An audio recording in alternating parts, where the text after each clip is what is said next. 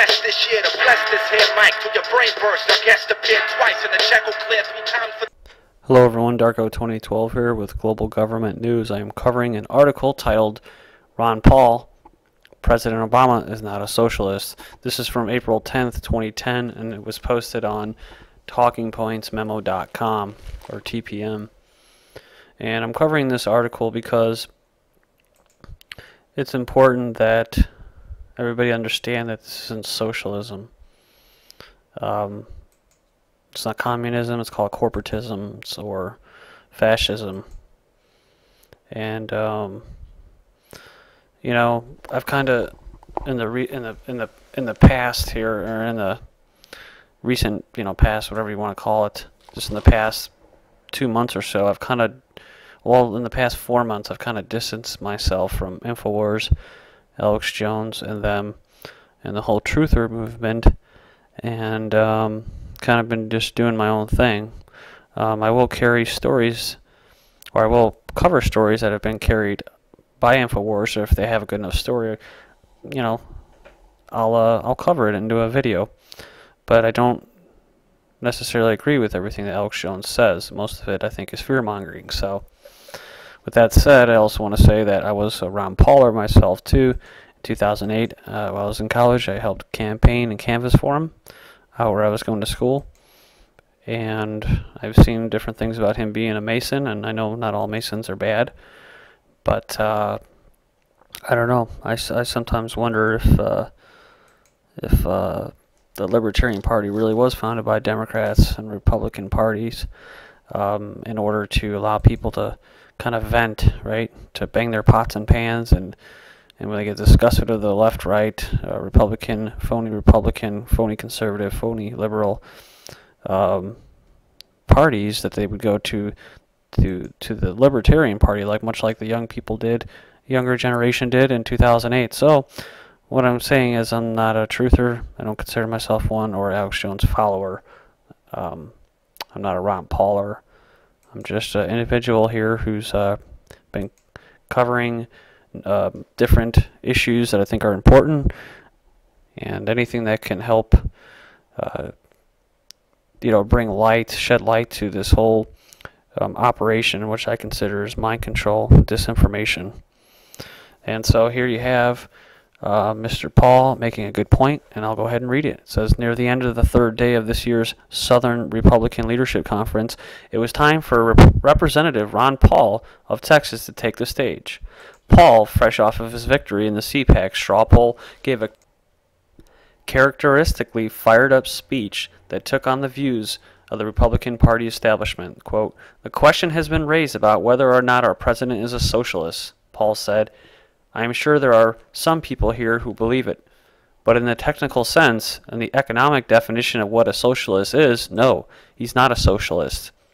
He was quoted as saying, "He is a corporatist," Paul continued, "and unfortunately we have corporatists inside the Republican Party, and that means you take care of the corporations, and corporations take over and run the country," which is an important point to make, because this is what I've been saying over and over again in the hundreds of videos that I've made when it pertains to the economy, which is, and the political system, which is much like Germany during World War II in the 30s and 40s. It was the government that took over the corporations, and but they still allowed them to exist. The government still allowed the corporations to exist, and in the long run, it was really just the bankers and the corporations and the Bush family and all them that funded Hitler and the Nazis. But the way it went about was that the government was used to take over the corporations. But it's kind of the opposite over here in the United States. And this is, like I said, the point that I've been making in my videos, is that it's the complete opposite. Whereas in the United States, it was the corporations that took over the government. And then basically Obama is nothing more than corporatized marketing campaign, advertising, manufactured personification of what these bankers, these elitists, these psychological, scientific dictators think that the American people want at this current time. So that's kind of my take on what I think Obama really is. And so yeah, we are fascists, and I've heard Ron Paul refer to us as fascists economically. We're not.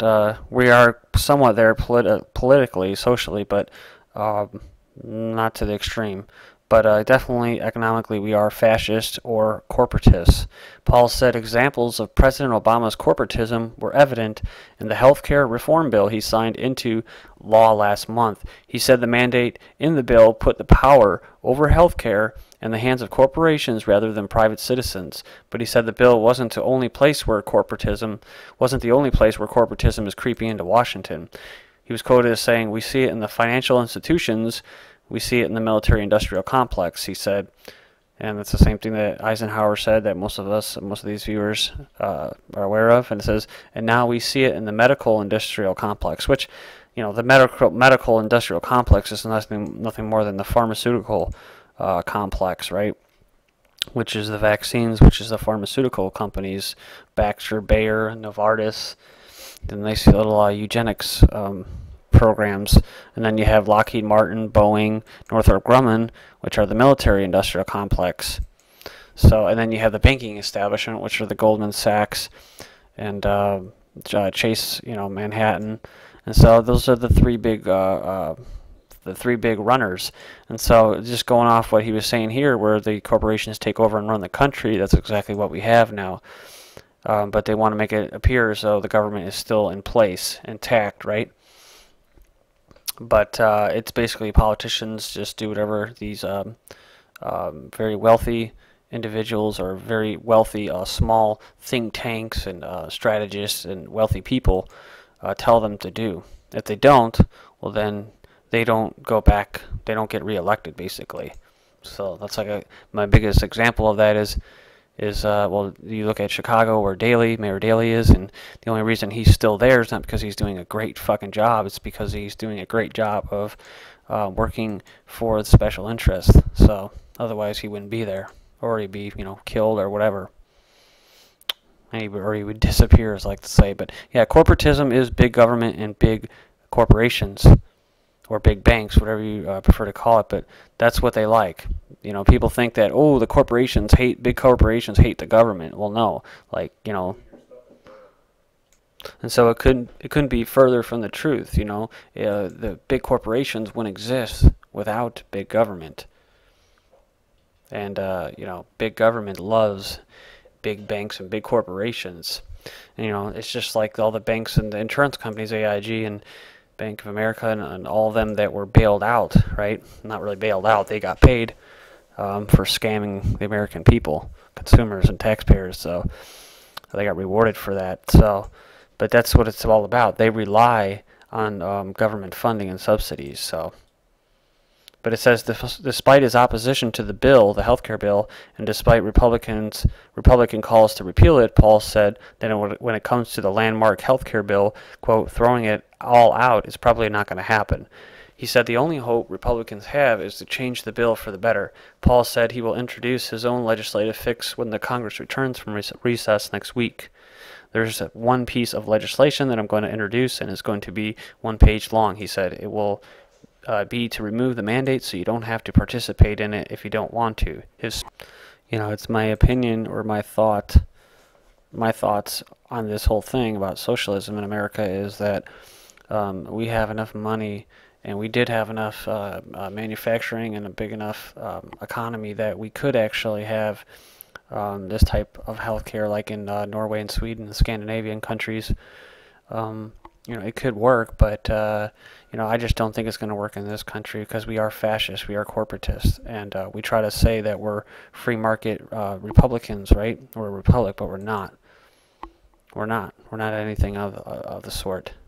So my solution, if you want social health care, get rid of all the national defense funding. That eats up 80% of the funds. Thank you.